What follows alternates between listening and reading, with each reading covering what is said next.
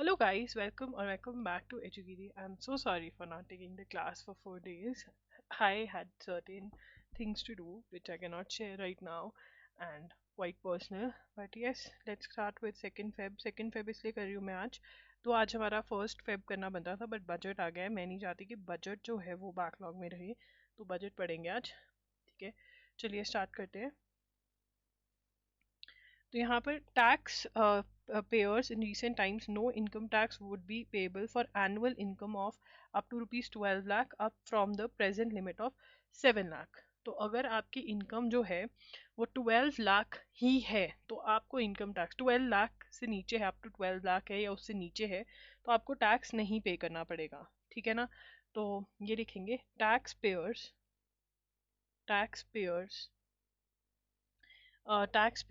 Would be. नहीं, एक minute, हम टैक्स पेयर्स को रिलीफ वगैरह नहीं लिखेंगे, हम लिखेंगे no tax payable. No tax payable for annual incomes of up to rupees 12 lakh up from present limit of rupees 7 lakh. तो ये बहुत इंपॉर्टेंट है. 12 लाख या 12 लाख से नीचे अगर इनकम है तो आपको टैक्स नहीं पे करना. पहले ये लिमिट कितनी थी? 7 लाख की लिमिट थी. ठीक है. For salary tax payers the tax free income threshold will be rupees 12.75 lakh year thanks to standard deduction of. और सैलरीड वालों के लिए, सैलरीड के लिए लिमिट क्या है? सैलरीड की जो लिमिट है, लिमिट जो है वो है थोड़ी सी ऊपर, रुपीज 12.75 लैक्स. ठीक है ना, लाख ईयर. ठीक है जी. तो ये हमें पता होना चाहिए कि अगर 12 लाख तक कोई कमा रहा है, उससे कम कोई कमा रहा है, तो अब उसको टैक्स जो है वो पे नहीं करना पड़ेगा. तो ये है चीज. ठीक है ना. तो दिस इज इम्पॉर्टेंट, आपको ये पता होना चाहिए.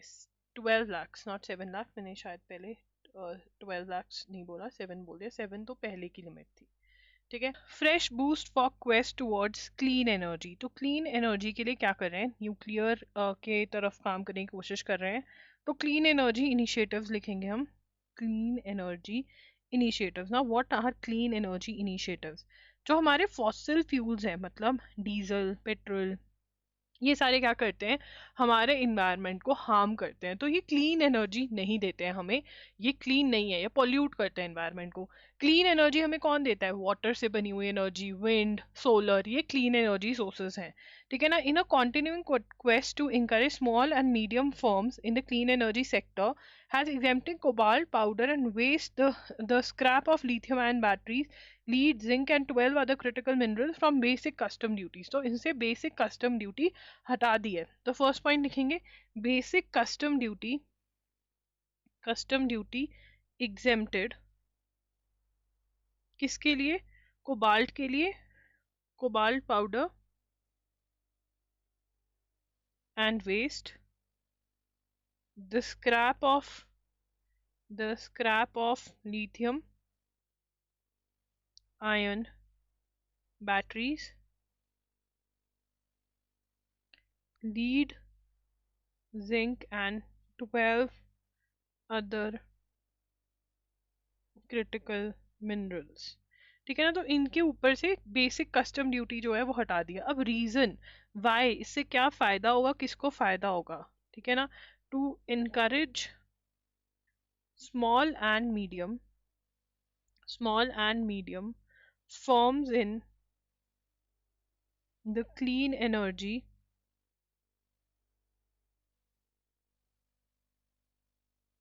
सेक्टर. ठीक है ना. उनको क्लीन एनर्जी सेक्टर में मतलब कि छोटी छोटी फर्म्स भी आए, उसके लिए कर रहे हैं. ठीक है ना. Ms Sitharaman had exempted 25 critical minerals that are not domestically available from basic customs duty. कब? जुलाई 2024 के अंदर ये किया था. National critical minerals mission being set up under ministry of mines. अब दूसरा पॉइंट क्या है? ठीक है, यहाँ पर सेट कर रहे हैं national critical minerals mission, NCMM. ठीक है. NCMM क्या करेगा? NCMM being set up set up under Ministry of Mines, ठीक है ना। enhance domestic production,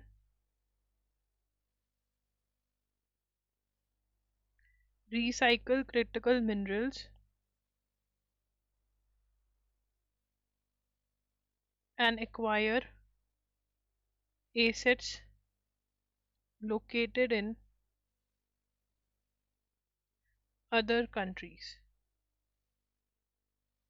ठीक है। उसके बाद this will include technology development, skilled workforce creation, the establishment of N extended producer responsibility framework. तो यहाँ पर ये क्या कर रहे हैं कि रिसाइकल करना बहुत ज़रूरी है चीज़ों को, तो वो सब चीज़ें होंगी यहाँ पर क्रिटिकल मिनरल्स मिशन के अंदर। डोमेस्टिक प्रोडक्शन स्टार्ट करेंगे, रिसाइकल होगा क्रिटिकल मिनरल्स का, ठीक है ना। तो वो implementation of suitable financing mechanism, ये सब चीज़ें कौन करने वाला है, नेशनल क्रिटिकल मिनरल्स मिशन जो है इसके अंदर होने वाला है। तो ये दो चीज़ें हमें पता होनी चाहिए, वेरी वेरी इंपॉर्टेंट। उसके बाद की announcements include ₹11,500 crore of financial support for the western Koshi canal extension. अब वो क्या कह रहे हैं कि बिहार में कहाँ पे इलेक्शंस होने वाले हैं, बिहार में इलेक्शंस होने वाले हैं। क्योंकि बिहार में इलेक्शंस होने वाले हैं तो उसको कुछ स्पेशल देना पड़ेगा, बीजेपी कुछ स्पेशल देगी। तो वो क्या दिया है, ठीक है ना, बिहार के लिए इन्होंने क्या किया है, सपोर्ट, ठीक है ना। Announcement of announcement of financial support for western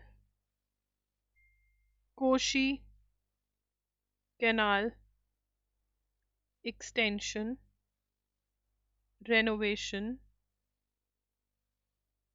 and modernization, ERM project, ठीक है ना। a new makhana board for fox nut farmers, fox nut makhana Bihar में बहुत बनते हैं, तो new makhana board for fox nut farmers. Makhana एक चीज है जो हम खाते हैं, बहुत ही हेल्दी होते हैं, उसके लिए फॉक्सनट फार्मर्स के लिए एक बोर्ड भी बनाने वाले हैं, ठीक है ना। Canal project would benefit farmers cultivating over this much hectares of land, ठीक है। तो ये बिहार के लिए स्पेसिफिकली आया है। उसके बाद फिस्कल डेफिसिट क्या होता है, what is the meaning of the term fiscal deficit. तो fiscal deficit is a shortage of monetary और financial resources that a government suffers from when its expenditure, खर्चा एक्सपेंडिचर ज्यादा है और रेवेन्यू कम है, इनकम कम है बट एक्सपेंडिचर ज्यादा है, तो गवर्नमेंट का फिस्कल डेफिसिट हो जाता है। तो हमें पता होना चाहिए what is the meaning of the term fiscal deficit. Fiscal deficit का मतलब है शॉर्टेज ऑफ मॉनेटरी और financial resources that a government suffers from when its expenditure exceeds revenue it generates in a fiscal year। मतलब क्या है कि जब expenditure is more than income, ठीक है ना, income is less and expenditure is more, ठीक है ना, ये वाली चीज जब हो तो उसको फिस्कल डेफिसिट कहते हैं। और अब इंडियन गवर्नमेंट क्या चाह रही है, इसको कम करना चाह रही है, ठीक है ना। फिस्कल डेफिसिट टारगेट जो है, फिस्कल डेफिसिट टारगेट क्या है, of 4.8% of GDP for 2024-2025 with an ambitious goal of for 4.4 for next year. तो इतना ये विद 4.4% फॉर नेक्स्ट ईयर, ठीक है ना। तो मतलब फिस्कल डेफिसिट का टारगेट जो है वो कितना है, 4.8% है, ठीक है। नॉर्मली जो क्वेश्चन आता है PYQ जो है वो फिस्कल डेफिसिट का मीनिंग है, ठीक है ना। इससे इन्फ्लेशन चेक में रहती है, इससे बहुत सारी चीजें कि गवर्नमेंट ने बहुत देनदारी नहीं है तो वो स्ट्रांग बनाती है इकोनॉमी को, ठीक है, जो न्यूक्लियर एनर्जी मिशन है इसके बारे में हम एक डिटेल्ड आर्टिकल पढ़ने वाले हैं अभी आने वाले चीज में। देखिए अभी तक हम पढ़ रहे थे मेक इन इंडिया, अब क्या है make for India, make for the world. तो recognising that India's growth will be driven by a skilled workforce, कि हमें पता है कि हमारी जो वर्कफोर्स है, हमारे यहाँ जो लोग काम करने वाले इंडिया में, वो स्किल्ड होने चाहिए, उनको कोई काम करना आना चाहिए, होना चाहिए।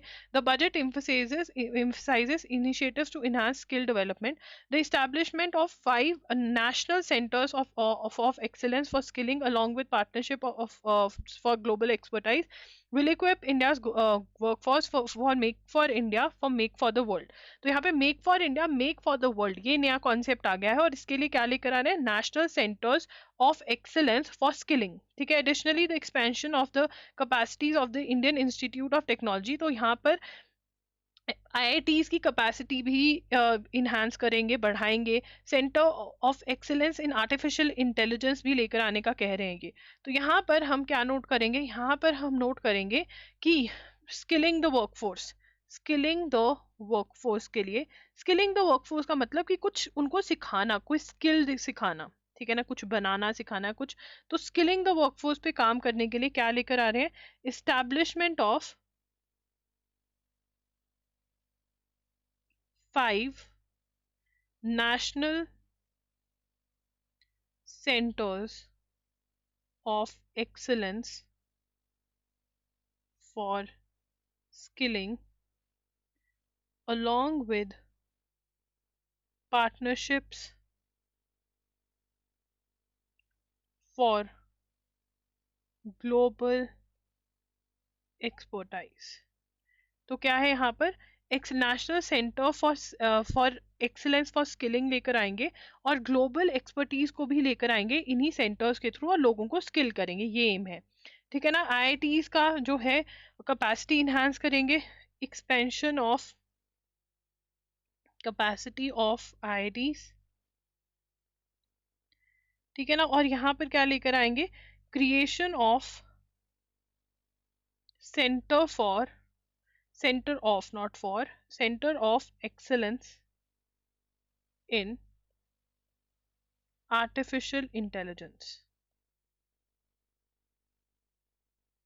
तो यहाँ पर क्या क्या लेकर आ रहे हैं, सबसे पहले 5, this is very important, 5 national centers of excellence for skilling, national centres of excellence for skilling. ठीक है ना, तो ऑफ और फॉर भी याद रखना है, मेरी तरह भूलना बिल्कुल भी नहीं है। तो क्या है, national centres of excellence for skilling. ठीक है, 5 लेकर आएंगे ये, इससे स्किलिंग होगी। ठीक है, और आईआईटीज की कैपेसिटी बढ़ाएंगे, और क्या लेकर आ रहे हैं, centre of excellence in artificial intelligence. उसके बाद smartphones parts duty to be scrapped, तो जो स्मार्टफोन के जो पार्ट्स थे उसके ऊपर ड्यूटी लगती थी वो स्क्रैप ऑफ कर रहे हैं, क्योंकि ये मार्केट वो कह रहे हैं कि बहुत बढ़ रही है। तो यहाँ पर वो कह रहे हैं, ये क्वेश्चन बहुत कम ही एक्सपेक्टेड है, basic customs duty of 2.5% imposed on certain smartphone components, जो स्मार्टफोन में सामान लगता है उन कंपोनेंट्स पे से हैज बीन स्क्रैप्ड, ये खत्म हो गया। तो कितना, 2.5%। ठीक है, उसके बाद आगे चलेंगे। Finance minister Nirmala Sitharaman on Saturday set the following direct the foreign direct investment limit for the insurance sector. अब क्या फॉरेन डायरेक्ट इन्वेस्टमेंट क्या, कि बाहर की कोई कंपनी जो इंडियन कंपनी ने, वो कितना परसेंटेज इन्वेस्ट कर सकती है एक मार्केट में। मान लो अगर वो ऑटोमोबाइल्स में आ रही है, तो गवर्नमेंट कहेगी कि हाँ इतना, ठीक है फॉरेन कंपनी इतना इन्वेस्ट कर सकती है, बट इतना आपको एक इंडियन कंपनी को लेकर आना पड़ेगा। ठीक है ना, बट इंश्योरेंस में अब 100% एक फॉरेन कंपनी भी आ सकती है। ठीक है ना, foreign direct investment, this is very very important, यहां से क्वेश्चन आ सकता है। Foreign direct investment limit for insurance sector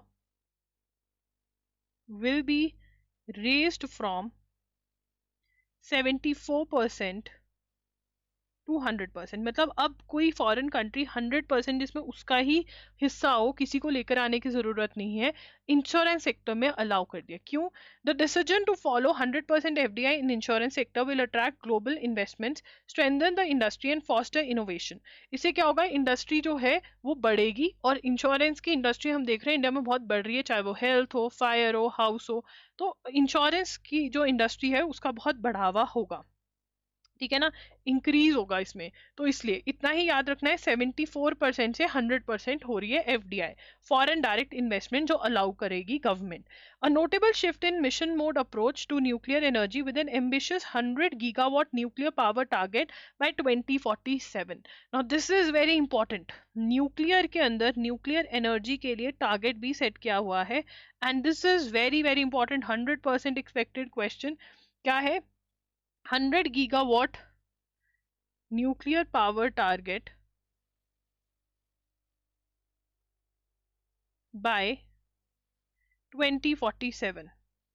2047 तक 100 गीगावाट ऑफ न्यूक्लियर पावर जो है वो हमने इंडिया में बनानी है। और बजट क्या प्रपोज कर रहा है? अमेंडमेंट इन सर्टेन एक्ट्स, ठीक है ना, budget proposes amendment, amending atomic energy act and civil liability for nuclear damage act. तो इन दोनों एक्ट्स को, इन दोनों लॉज को जो है वो अमेंड किया जाएगा। कौन से लॉज हैं? एक है atomic energy act and civil liability for nuclear damage act, दोनों एक्ट्स को जो है वो अमेंड किया जाएगा, ठीक है ना। Opening the sector to broader private participation, अब यहाँ पे क्या एम कर रहे हैं? Opening the sector to broader private participation. It also commits rupees 20,000 crore for research and development of small modular reactors, ठीक है ना। और क्या commit किया? Also commits rupees 20,000 crore for research and development of small modular reactors, that is SMRs, ठीक है ना।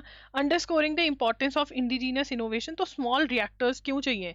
What are small modular reactors? Small modular reactors जो होंगे वो न्यूक्लियर प्लांट्स होंगे, काइंड ऑफ न्यूक्लियर एनर्जी की जगहें होंगी जहाँ पे न्यूक्लियर एनर्जी बनेगी छोटी छोटी जगहों के लिए, क्योंकि बड़े न्यूक्लियर प्लांट्स लगा रहे हैं तो डेंजर है, न्यूक्लियर लीक ना हो जाए, ये सब चीज़ें, न्यूक्लियर डेंजरस तो है ही है, बट अगर छोटे प्लांट्स लगाए जाते हैं तो वो इतने डेंजरस नहीं है, तो छोटे प्लांट्स लगाए जाएंगे। क्योंकि अब हम क्या चाह रहे हैं? हम चाह रहे हैं कि हम जो है थोड़ी क्लीन एनर्जी पे मूव हो, और न्यूक्लियर कंसिडरेबली क्लीन है, ठीक है ना। अगर हम फॉसिल फ्यूल से कंपेयर करें तो उससे कंपैरिजन में जो न्यूक्लियर एनर्जी है वो क्लीनर फॉर्म ऑफ एनर्जी है, ठीक है। एविएशन, अब हम फ्लाइंग की बात करेंगे। उड़ान स्कीम जो है वो क्या एम करिए? 120 न्यू डेस्टिनेशंस ऐड करने के लिए बोल रहे हैं। इसके ऊपर एक डिटेल्ड आर्टिकल है, ठीक है ना, वो हम उसमें से इंफॉर्मेशन कॉपी करेंगे। The union budget proposed many measures to boost micro, small and medium scale enterprises. सबसे पहले MSMEs की full form। तो MSMEs क्या है? MSMEs is micro, small and medium scale enterprises। अब इनकी क्लासिफिकेशन में चेंज लेकर आ रहे हैं। The way they are to be classified, तो क्लासिफिकेशन में चेंजेस लेकर आ रहे हैं। चेंजेस इन क्लासिफिकेशन, ठीक है ना। अब क्लासिफिकेशन में चेंजेस क्या लेकर आ रहे हैं? सबसे पहले माइक्रो इंडस्ट्रीज कौन सी होंगी? Those with rupees 2.5 crore investment and rupees 10 crore annual turnover, ठीक है ना। माइक्रो इंडस्ट्री कौन सी है? जिसकी रुपीज 2.5 करोड़ की इन्वेस्टमेंट है और रुपीज 10 करोड़ की टर्नओवर है, कमा रहे हैं इतना वो, ठीक है ना। स्मॉल एंटरप्राइजेस कौन से होंगे? स्मॉल एंटरप्राइजेस, स्मॉल एंटरप्राइजेस कौन से हैं? स्मॉल एंटरप्राइजेस दो to those up to ₹25 crore investment, जिनमें 25 करोड़ की इन्वेस्टमेंट लग रही है, वो स्मॉल एंटरप्राइजेस है, ठीक है ना। और तीसरा क्या चीज है? तीसरी जो है मीडियम मीडियम स्केल इंडस्ट्रीज।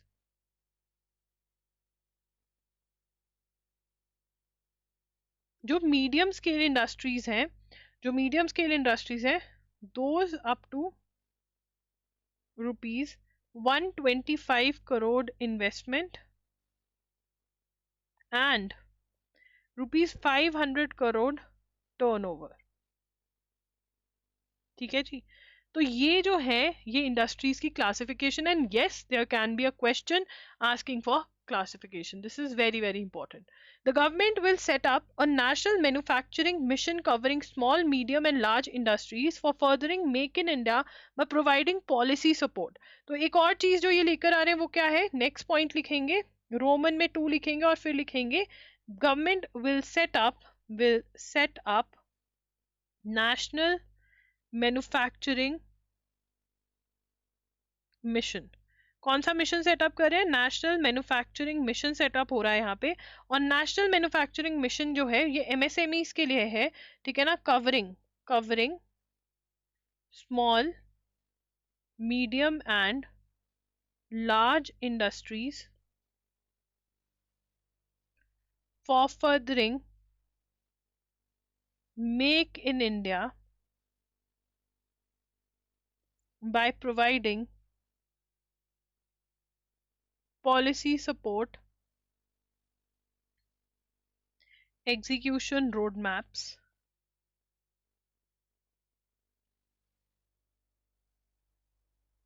ठीक है ना, for governance and imposing framework for and imposing framework for central and state governments. तो यहाँ पर ये गवर्नेंस भी बताएंगे कहाँ दिक्कतें आ रही हैं, क्यों आ रही हैं। तो मैन्युफैक्चरिंग को बढ़ावा देने के लिए नेशनल मैन्युफैक्चरिंग मिशन आ रहा है, जो स्मॉल, मीडियम और लार्ज स्केल इंडस्ट्रीज को हेल्प करेगा मेक इन इंडिया की जो हमारा फंडा है उसको आगे लेके जाने में। पॉलिसी सपोर्ट करवाने के लिए सेंट्रल और स्टेट गवर्नमेंट्स को बताएंगे कि आप ये चेंजेस जो हैं वो लेकर आए। तो नेशनल मैन्युफैक्चरिंग मिशन, ठीक है। उसके बाद finance minister Nirmala Sitharaman announced in the union budget ₹20,000 nuclear energy mission to develop. अब यहाँ पर हम लिखेंगे, हमने ऊपर ही ये बात करी ना, तो ये न्यूक्लियर एनर्जी को क्या बुला रहे हैं? न्यूक्लियर एनर्जी मिशन बुला रहे हैं, ठीक है ना। तो हम यहाँ पे मिशन लिख सकते हैं, न्यूक्लियर एनर्जी मिशन। तो ये न्यूक्लियर एनर्जी मिशन के बारे में यहाँ पर बात कर रहे हैं। न्यूक्लियर एनर्जी मिशन है टू डेवलप एसएमआरस, ठीक है ना। The budget proposes that at least 5 reactors और 5 of these reactors will be operationalised by 2033, ठीक है ना। तो नेशनल यहाँ पे also commits this for research and development of small, ठीक है ना, and 5 reactors to be operationalised by 2033. Now this is the most important thing. कब तक ऑपरेशनलाइज हो जाएंगे एसएमआर? 2033 पर, ठीक है ना। उसके बाद आगे चलेंगे यहाँ पर, हाउएवर, ठीक है। उसके बाद in her budget speech last July, Ms. Sitaraman said the government would be partnering with private sector for setting up Bharat Small Reactors Research and Development for Bharat Small Modular Reactor and research development of newer technologies for nuclear energy. This is India's important for India's larger goal of ensuring 100 gigawatt of nuclear energy by 2047 and towards this amendment, ठीक है, ये सारा हम note कर चुके हैं। अब यहाँ पर बट हमने बीएसआर और बीएमएसआर का फुल फॉर्म नहीं नोट किया है। तो बीएसआर क्या है? Bharat small reactors. तो बेसिकली स्मॉल रिएक्टर्स की ही यहाँ पर बात कर रहे हैं। ये स्मॉल रिएक्टर्स जो हैं वो ऑलरेडी चल भी रहे हैं, ठीक है ना। यहाँ पर बताया हुआ है incrementally modified forms of India's existing pressurised heavy water reactors. Nuclear के क्या है? Modified forms of India's existing pressurized heavy water reactor. ठीक है ना, उसके बाद क्या है, व्हाट इज दिस, बीएसआर के बाद बीएसएमआर। ठीक है, क्या है बीएसएमआर, व्हाट इज बीएसएमआर? इसकी फुल फॉर्म्स आपको पूछी जा सकती हैं। Bharat small modular reactor. Bharat small modular reactor क्या है, ये जो है इस पे रिसर्च चल रही है। इज अ नेसेंट, नेसेंट मतलब बहुत ही नई टेक्नोलॉजी है, is a nascent technology being researched globally. और जो बीएसआर है वो कह रहे हैं will be built and run by the state run nuclear power corporation of India limited but financed by private players in the power sector। तो ये बोल रहे हैं ये प्लान है पावर सेक्टर में कि स्टेट्स उसको चलाएंगी, बट इसमें फाइनेंस प्राइवेट सेक्टर से आएगा, तो प्रॉफिट शेयरिंग का कुछ करेंगे ये। Export promotion mission to be set up by union government, union budget announced and export promotion mission. Export promotion mission ये कह रहे हैं होगा, क्या होगा, एक्सपोर्ट प्रमोशन मिशन। तो एक्सपोर्ट प्रमोशन मिशन क्या है, ठीक है ना, facilitate easy access to export credit, facilitate easy access to export credit, cross border support. ठीक है, another major plan is to create digital public infrastructure. दूसरा प्लान क्या है, to create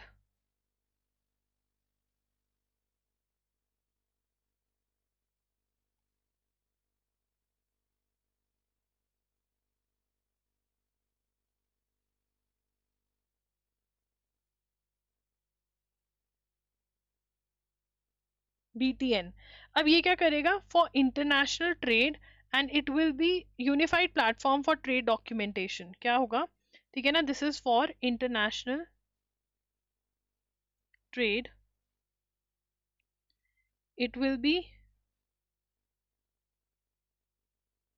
unified platform for trade documentation and financing solutions। ठीक है, this will complement the unified logistic interface platform. ठीक है ना, ये जैसे लॉजिस्टिक्स का बनाया हुआ है वैसा सा होगा कि वहां पर एक ही जगह पे सारे डॉक्यूमेंट्स वगैरह जो सबमिट होने हैं, फाइनेंसिंग सॉल्यूशंस, एक्सपोर्ट करने के लिए, एक्सपोर्ट मतलब आप अपने देश में से किसी और कंट्री में सामान भेज रहे हो, ठीक है, वो प्रमोट करना है। New employment generation scheme formulated. ठीक है, minister said comprehensive multi sectoral rural prosperity and resilience program will be launched in partnership with states to address underemployment। ठीक है, तो यहाँ पर ये क्या कह रहे हैं, comprehensive multi sectoral rural prosperity and resilience program will be launched in partnership with states to address underemployment in agriculture through skilling, investment, technology and invigorating the rural economy। ठीक है ना, तो यहाँ पर ये क्या बुला रहे हैं, मल्टी सेक्टोरल, क्या है ये, multi sectoral rural prosperity and resilience programme, जिसके अंदर ये स्किलिंग करेंगे एग्रीकल्चर में जो अनएम्प्लॉयमेंट है उसको खत्म करने के लिए। ठीक है ना, उसके बाद आ जाता है union finance minister will presenting her 8th budget in parliament on Saturday, at the centre is trying to make the country a food basket of the world. अब यहाँ पे इन्होंने हमें एक फैक्ट भी बता दिया है, और वो फैक्ट बहुत ही ज़रूरी है, दैट इज़ कि union finance minister Nirmala Sitharaman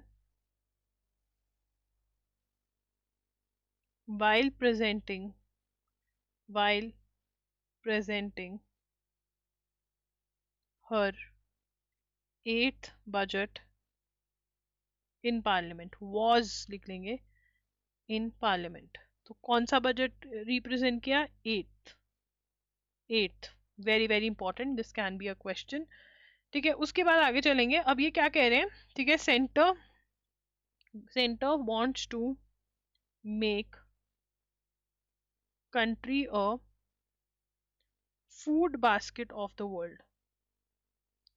मतलब हमारे यहाँ से सब कुछ जाए, वर्ल्ड में फूड बास्केट बनाना चाहते हैं। और इसी के लिए क्या इस्टेब्लिश करना चाहते हैं? Centre will establish national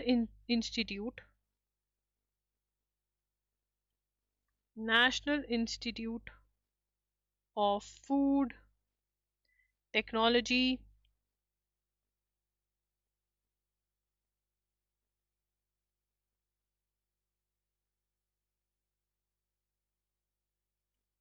and management.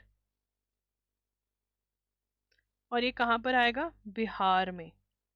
National institute of food technology entrepreneurship and management जो इंस्टीट्यूट आएगा, ये कहाँ पर इस्टेब्लिश हो सकता है? बिहार में। ठीक है ना। The institute will provide a strong flip to food processing activities. ठीक है ना, मतलब फूड प्रोसेसिंग जो होती है वो एक्टिविटीज को ये बढ़ावा देगा। तो ये बहुत इंपॉर्टेंट है कि जो national institute of food technology entrepreneurship and management है वो कहाँ पर आ रहा है? बिहार में आ रहा है। उसके बाद big push for border infra and management. The union home ministry allocated. अब यहाँ पर देखिए, जो न्यू क्रिमिनल लॉज आए हैं, न्यू क्रिमिनल लॉज कब से इंप्लीमेंट हुए? This is a very important question. 1 जुलाई 2024 से इंप्लीमेंट हुए हैं। ठीक है, लास्ट ईयर से इंप्लीमेंट हो गए थे न्यू लॉज, बीएनएस वगैरह जो है। ठीक है, आपको ये भी पता होना चाहिए क्रिमिनल लॉज नए आए हैं। अब उसके लिए न्यू क्रिमिनल लॉज को अप्लाई करने के लिए, इंफ्रास्ट्रक्चर बनाने के लिए, crime and criminal tracking network system बनाने के लिए भी एलोकेशन करा है। ठीक है ना, तो एलोकेशन ऑफ मनी, ठीक है ना, for border infrastructure and CCTNS। ठीक है, बॉर्डर इंफ्रास्ट्रक्चर के लिए है। ठीक है, ठीक है, यहाँ पर हम लिखेंगे, ठीक है, border infrastructure so money for CCTNS जो है, that is criminal tracking network, crime and criminal में भी कौन दो, crime and criminal tracking network systems. तो इसको याद करते हैं, CCTNS। ठीक है, crime and criminal tracking network systems, crime and criminal tracking network systems, crime and criminal tracking network systems, crime and criminal tracking network systems. I hope आपने भी ये करा होगा। एंड अब आपको crime and criminal tracking network systems ये याद हो गया होगा। ये क्या है? Key platform, a very important platform, key platform to implement three criminal laws. The new criminal laws की इम्प्लीमेंटेशन के लिए बहुत इंपॉर्टेंट है, और इसमें से हमें फुल फॉर्म पूछी जा सकती है। ठीक है, एंटरप्रेन्योरशिप, वुमेन को लोन दिए जाएंगे, फाइनेंशियल इंडिपेंडेंस ऑफ वुमेन के लिए उनको लोन्स दिए जाएंगे, ये भी एक स्कीम है। The aim is to get 70% women in economic activities, इसके लिए वुमेन को लोन दिए जाएंगे। ठीक है, entrepreneurship loans of up to 2 crore this year, मतलब इतने लोन्स यहाँ तक के दिए जाएंगे। 5 लाख वुमेन को टारगेट कर रहे हैं इसके थ्रू। Increase in outlay for higher education, higher education के लिए AI centre of excellence set up कर रहे हैं। आईआईटीज जो हैं, total number of students in 23 IITs. अब यहाँ पर एक और जो ये PYQ है कि इंडिया में कितने आईआईटीज हैं, 23 आईआईटीज हैं। ये आप लिख सकते हैं, 23 आईआईटीज हैं, 2 के बाद 3 आता है और उतने ही आईआईटीज हैं, 23। ठीक है ना। This year 10,000 more medical seats, 10,000 और medical seats, 10,000 more medical seats and hospitals to be added, 10,000 medical seats और हॉस्पिटल्स को ऐड किया जाएगा। ठीक है, उसके बाद आउटले इंक्रीजेस इन, मतलब पैसा और दिया जा रहा है, Indian knowledge system, central universities, इन सबको पैसा दिया जा रहा है। अब Bharatiya Bhasha Pustak scheme will provide Indian language books in digital form to schools. तो यहाँ पर ये लिखेंगे, ठीक है, भारतीय भारतीय भाषा पुस्तक स्कीम क्या करेगी, will provide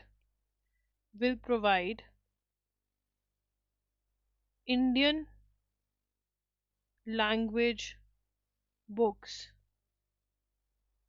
in digital form to schools. Digital form में इंडियन लैंग्वेज के अंदर जो बुक्स होती हैं वो प्रोवाइड करी जाएंगी इस स्कीम के अंडर। ठीक है, this move will significantly boost UGC's efforts to prepare 22,000 text books in UG and PG. Indian languages में टेक्स्ट बुक क्रिएट करनी है, यूजीसी का ये एम है। ठीक है, उसके बाद इन अ की न्यू इनिशिएटिव 50,000 अटल टिंकरिंग लैब्स क्या करेंगे, 50,000 अटल टिंकरिंग लैब्स जो हैं वो सेटअप करी जाएंगी, अटल टिंकरिंग लैब्स सेटअप करी जाएंगी। Will be set up in government schools, will be set up in government schools, will be set up in government schools. ठीक है, ये सेटअप होंगी गवर्नमेंट स्कूल्स के अंदर, which is a very good thing. और इससे क्या होगा, to cultivate the spirit of curiosity and innovation and foster a scientific temper among young minds. Aim क्या है, to cultivate the spirit of curiosity and innovation and foster a scientific temper among young minds। ठीक है ना, कि वो science की तरफ जो है झुकाव उनका हो, क्यूरियोसिटी, ये कैसा हो रहा है, ये कैसा हो रहा है। This will come over and above providing broadband connectivity provide करी जाएगी प्राइमरी और गवर्नमेंट ऑल सेकेंडरी स्कूल्स में। Budget talks about setting up national, ये हो गया skilling centres, make for India, make for the world manufacturing, ये हमने सारा ऑलरेडी लिख लिया है तो हम दोबारा नहीं लिखेंगे। ठीक है, in a boost, big boost, पीएमजे जो इंश्योरेंस स्कीम, जो मेडिकल हेल्थ इंश्योरेंस स्कीम जो थी, जो प्रोवाइड करी जाती है, वो गिग वर्कर्स को भी प्रोवाइड करी जाएगी। गिग वर्कर्स कौन है, हमारे वर्कर्स जो ऊबर, ओला, जोमैटो इन सब से के साथ काम करते हैं वो। ठीक है ना, गिग वर्कर्स लिखेंगे, gig workers will be provided, would be लिख लो, विल बी या would be provided would be provided healthcare under प्रधानमंत्री जन आरोग्य योजना। ठीक है, पीएमजे। ठीक है ना, हेल्थ केयर। अब ये इंश्योरेंस क्या है, देखो यार, नॉर्मली अगर हम प्राइवेट कंपनी से इंश्योरेंस खरीदते हैं तो क्या होता है, हम प्राइवेट कंपनी को एक प्रीमियम देते हैं साल का। ठीक है ना, कि हम तुम्हें मान लो 7,000 रुपये दे रहे हैं। ठीक है ना, अब उस 7,000, ये लिखना नहीं है जो मैं समझा रही हूँ, 7,000 रुपये के बदले में इंश्योरेंस कंपनी कहेगी कि भैया 15 लाख का कवर है। कवर का मतलब कि अगर तुम बीमार होते हो तो 15 लाख तक का एक्सपेंस मैं तुम्हें दूंगा। ठीक है ना, अब बहुत गरीब लोग हैं हमारे देश में, उनके यहाँ हेल्थ प्रॉब्लम आ जाए, कौन हेल्प करेगा, सरकार। तो सरकार ने इसीलिए प्रधानमंत्री जन आरोग्य योजना स्टार्ट करी है, जिसके अंदर हेल्थ केयर 5 लाख तक का हर परिवार को कवर प्रोवाइड किया जाता है हर साल। ठीक है ना, तो पीएमजे के अंदर गिग वर्कर्स भी अब इंक्लूड कर दिए गए हैं। ठीक है ना, तो इसके अंदर इनकम का था कि इतनी इनकम वालों को मिलती है ये, जिनकी कम इनकम है, तो गिग वर्कर्स भी उसमें ऐड कर दिए गए। Again a very very important question, यहाँ से आप क्वेश्चन एक्सपेक्ट कर सकते हैं। ठीक है, उसके बाद एक और स्कीम है जिसके बारे में थोड़ा आपको खुद भी रिसर्च करना पड़ेगा, ये आपका होमवर्क है और कमेंट्स में आप लिख के जाओगे। ठीक है ना, दैट इज प्रधानमंत्री स्वास्थ्य सुरक्षा योजना। कौन सी योजना है, प्रधानमंत्री स्वास्थ्य सुरक्षा योजना। ठीक है ना, ये देखेंगे, इसमें कह रहे हैं दिस इज, नहीं लिखा हुआ है, व्हीकल फॉर स्ट्रेंथनिंग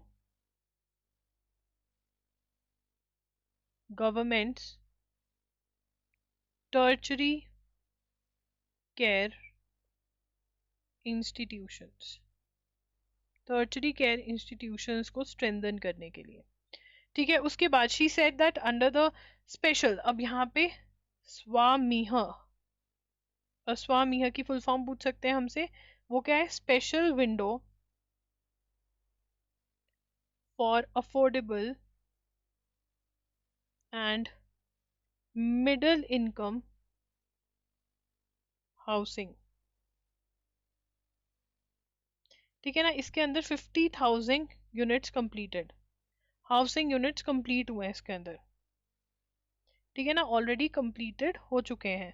अब इसके अंदर ये क्या लेकर आ रहे हैं, what are they coming up for, with स्वामीहा fund 2 will be set up as a blended finance facility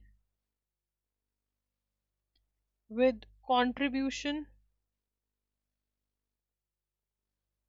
from government, banks and private investors।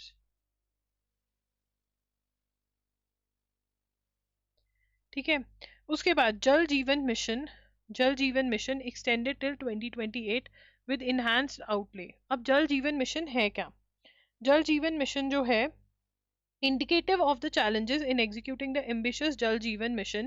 ठीक है, ambitious promise to provide potable tap water to all rural households by 2024। क्या M था कि 2024 तक portable, portable का मतलब क्या होता है, ड्रिंकिंग वाटर, साफ पीने का पानी जो है वो प्रोवाइड करना है हर रूरल हाउस होल्ड में, रूरल का मतलब गांवों में। ठीक है ना, ठीक है, ये एम था 2024 तक का था। अब इसके बाद क्या है, in a budget said the scheme would now be completed by 2028, 2028 तक ये स्कीम कंप्लीट हो जाएगी। अनाउंसिंग एंड इनहांस आउटले, ज्यादा पैसा इसको दिया है। ठीक है ना, that the mission focus would be on the quality of infrastructure operation and management of rural piped water supply schemes through people's participation। So far 80% of households have a piped water connection, up from 15%। 15% था 2019 में piped water connection, जो कि अब 80% हो गया है, कब तक, 2024 तक। ठीक है ना, तो अब और करेंगे, तो इसके अंदर हम लिखेंगे कौन सी स्कीम है ये, दिस इज जल जीवन मिशन, स्कीम नहीं है, स्कीम ही है, जल जीवन mission, this is a scheme only, इसको मिशन बोल रहे हैं, but yes it is a government scheme and therefore important. इसका एम क्या था, प्रोवाइड पोर्टेबल, पोर्टेबल का मतलब क्या होता है, drinking water, portable tap water to all rural households by 2024, 2024 तक। ठीक है ना, scheme would now be completed by 2028। ठीक है ना, ये 2028 तक कंप्लीट होगी। अब एक क्वेश्चन जो है वो ये है कि लॉन्च कब हुई थी, ये बहुत इंपॉर्टेंट क्वेश्चन है कि कब लॉन्च हुई थी। ठीक है, ये आप बताओगे मुझे इन द कमेंट्स, बहुत बार करवा चुकी हूँ मैं ये। Top 50 tourist destination to be developed in challenge mode. अब इसमें क्या करेंगे, top 50 tourist destinations to be developed, top की जो 50 टूरिस्ट डेस्टिनेशंस हैं उनको डेवलप किया जाएगा। ठीक है, क्या होगा इसके अंदर, what is going to be done, while state government will be responsible for providing land for infrastructure development, hotels को डेवलप किया जाएगा, will be included in harmonized masters list। ठीक है, और यहाँ पर होम स्टेज, लोन्स प्रोवाइड करे जाएंगे, लोन्स फॉर होम स्टेज। ठीक है ना, घर पे ही जो लोग टूरिस्ट को ठहरा सकते हैं उनके लिए लोन्स। ठीक है ना, तो ये सब चीजें जो हैं टूरिस्ट डेस्टिनेशंस के लिए करी जाएंगी, इनको कोई नाम नहीं दिया हुआ है, बेनाम है ये। The background to budget 25-26। ठीक है, नरेंद्र मोदी जी ने बोला विकसित भारत बनाना, विकसित भारत मतलब डेवलप्ड कंट्री बनना है, ये लिख लीजिए। विकसित भारत का मतलब क्या है कि हमको डेवलप कंट्री बनना है by 2047। We want to be a developed nation by when, 2047। और वो कह रहे हैं ये बजट उसके लिए बहुत ही अच्छा है।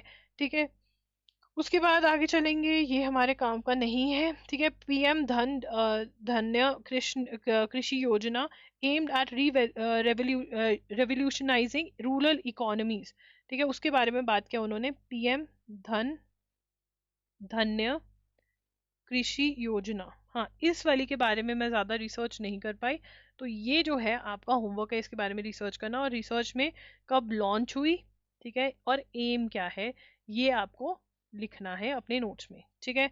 चलिए, mission for manuscript conservation launched, ये बहुत इंपॉर्टेंट है, यहाँ से क्वेश्चन 101% आएगा, पहले इंपॉर्टेंट लिख लेते हैं, ठीक है। Special mission for manuscript conservation, मतलब इन जो मैन्युस्क्रिप्ट जो पुराने जमाने की लिखी हुई स्क्रिप्चर्स हैं उनको बचाने के लिए ये मिशन जो है लॉन्च किया गया है, ठीक है ना। तो इसके अंदर क्या है, इसके अंदर survey, special mission for survey documentation and conservation of India's manuscript heritage, ठीक है ना। अब इसके अंदर क्या करेंगे, मिशन फॉर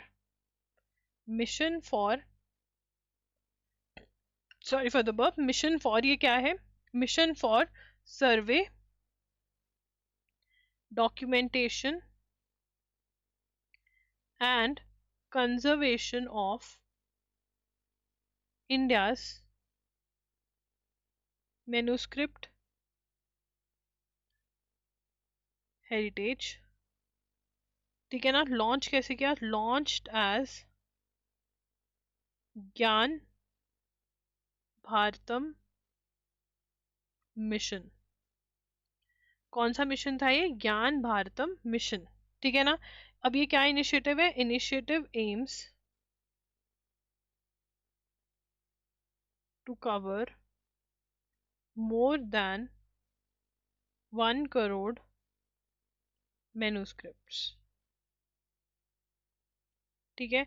अब इसके अंदर ये क्या करेंगे, सर्वे भी कर रहे हैं, सर्वे भी कर रहे हैं, डॉक्यूमेंटेशन भी कर रहे हैं, कंजर्वेशन भी कर रहे हैं मैन्युस्क्रिप्ट्स की, ज्ञान भारतम मिशन इसको बोल रहे हैं। अब यहाँ पे सबसे पहला क्वेश्चन ये आएगा कि ज्ञान भारतम मिशन किसके लिए है, मिशन फॉर मैन्युस्क्रिप्ट कंजर्वेशन, ठीक है ना, ये मेन मिशन है।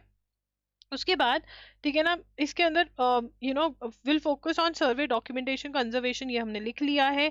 To support this initiative national mission for manuscript has been increase from so and so, इतना बजट दे रहे हैं, ठीक है। टू प्रिजर्व वैल्यूएबल नॉलेज, ये बहुत इंपॉर्टेंट है, यहाँ से 100% क्वेश्चन आएगा। उसके बाद हमने उड़ान के बारे में बात करेंगे आने वाले टाइम में, उड़ान की जो स्कीम है, तो उड़ान के बारे में नोट कर लेते हैं, उड़ान क्या स्कीम है, ठीक है। उड़ान क्या क्या है, उड़े देश का आम नागरिक, ये किसको उड़ा रहे हैं, देश का जो आम नागरिक है उसको उड़ाना है, ठीक है ना। ये क्या है, रीजनल कनेक्टिविटी। अब देखो, बड़े बड़े शहर अगर हम कहें, दिल्ली, मुंबई, कलकत्ता, हैदराबाद, ये सब कनेक्टेड है आपस में क्योंकि बड़े शहर हैं, बट उन छोटे छोटे इलाकों का क्या, छोटी छोटी जगहों का क्या, गोरखपुर यूपी, पटना भी होगा कनेक्टेड, बिहार के छोटे छोटे इलाके, ठीक है, ये कौन कनेक्ट करेगा, तो ये स्कीम क्या है, ये स्कीम बात करती है रीजनल कनेक्टिविटी की, तो इसीलिए इसका एम क्या है, इसको रीजनल कनेक्टिविटी स्कीम भी बोला जाता है, इसकी फुल फॉर्म भी पूछी जा सकती है। और ये लॉन्च कब हुई थी, launch in 2016, this is very important. एक तो इसकी फुल फॉर्म बहुत इंपॉर्टेंट है, सॉरी मतलब इंपॉर्टेंट फुल फॉर्म है, और इंपॉर्टेंट है कि ये कब लॉन्च हुई थी, ये दोनों ही चीजें बहुत इंपॉर्टेंट है। अब सेंटर किसके बारे में बात कर रही है, कौन सी स्कीम के बारे में, सेंटर बात कर रही है जन विश्वास, किसके बारे में, जन विश्वास 2.0, किसके बारे में बात करिए, जन विश्वास 2.0 के बारे में बात करिए। और जन विश्वास 2.0 क्या है, ठीक है, इसके अंदर would introduce Jan Vishwas to decriminalise over 100 outdated legal provisions to achieve ease of business. अब देखो, जैसे जैसे टाइम आगे बढ़ता है, कुछ चीजें क्राइम्स नहीं रहती, कुछ चीजें इरेलीवेंट हो जाती हैं, तो वो वाले लॉस को खत्म करने का ये बोल रहे हैं, ठीक है। The existing Jan Vishwas amendment of provisions act 2023 has decriminalised 183 central acts, ठीक है। तो यहाँ पर हमें ये बता रहे हैं existing Jan Vishwas amendment of Provisions Act 2023 has decriminalized 183 central acts. ठीक है ना, ये कौन से एक्ट्स हैं जो यूजलेस हैं, जिनका कोई काम नहीं है। और अब क्या लेकर आए ये जन विश्वास 2.0, जहां पर और यूजलेस जो एक्ट्स होंगे जो उनको खत्म कर देंगे, लॉज जो यूजलेस है। और इससे क्या होगा, ease of doing business, ease of doing business. ठीक है, अब यहाँ पर आगे बता रहे हैं 2023 एक्ट में कौन कौन से लॉज जो है खत्म करें। पोस्ट ऑफिस एक्ट था, बॉयलर्स एक्ट था, इंडियन फॉरेस्ट एक्ट था, जो इररेलेवेंट चीजें हैं वो खत्म कर रहे हैं। ठीक है, फॉर्मर इलेक्शन कमिश्नर जो है उनकी डेथ हो गई है। Former chief election commissioner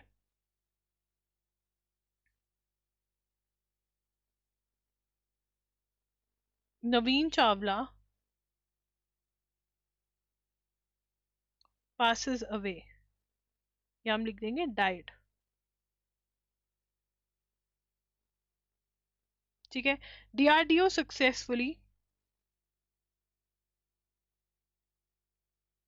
conducted trials of वशोराड। वशोराड की फुल फॉर्म क्या है, very short range air defence. ठीक है ना, तो ये किसने टेस्ट किया, डीआरडीओ ने। डीआरडीओ की फुल फॉर्म नहीं पता है तो यहाँ से आप लिखोगे, ये बहुत इंपॉर्टेंट है, आ सकते हैं एग्जाम में। Germany former president IMF chief, IMF किस लिए स्टैंड करता है, international monetary fund, international monetary fund, dead. ठीक है, तो लिख लेंगे Germany's former president and IMF chief Horst Kohler dead. उसके बाद Arab nations reject Trump's call to relocate Palestinians. तो यहाँ पे ट्रम्प बाबा ने क्या बोला था, ट्रम्प बाबा एक नए आइडिया के साथ आए थे कि हम ना रीलोकेट करते हैं पैलेस्टीनियंस को। ठीक है ना, अरब नेशंस में। तो अरब नेशंस ने मना कर दिया है। ठीक है ना, top diplomats from Egypt, Jordan, United Arab Emirates,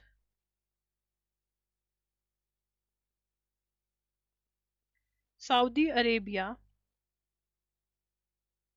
and Qatar rejected any forcible displacement of Palestinians। वो कहते हैं कि फोर्सिबल